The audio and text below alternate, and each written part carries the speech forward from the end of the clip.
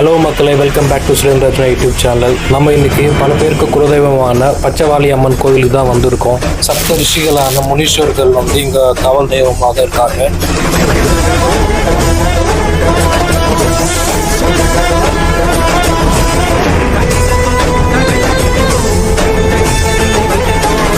இந்த கோவிலில் பச்சை கலர் தான் குங்குமம் கொடுப்பாங்க.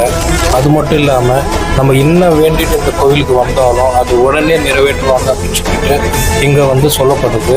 பச்சைவாலி அம்மன் அவ்வளோ பவர்ஃபுல். அது மட்டும் இல்லாமல் இங்கே சுழலுலிங்கம்னு சொல்லிட்டு ஓவியம் வரையப்பட்டு இருக்கிறது.